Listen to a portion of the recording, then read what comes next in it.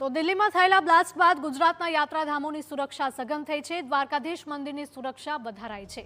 દ્વારકામાં police, SOG અને LCB દ્વારા સતત પેટ્રોલિંગ અને ચેકિંગ કરવામાં આવી રહ્યું છે। રેલવે સ્ટેશન અને બસ સ્ટેન્ડ પર ચેકિંગ હાથ ધરાયું છે। દ્વારકાના દરિયાકાંઠે મરીન પોલીસ અને કોસ્ટગાર્ડ પણ એલર્ટ મોડ ઉપર છે। ઇન્ટેલિજન્સ અને એટીએસની ટીમો સક્રિય થઈ છે। શંકાશીલ વાહનો અને વ્યક્તિઓની સઘન તપાસ કરવામાં આવી રહી છે।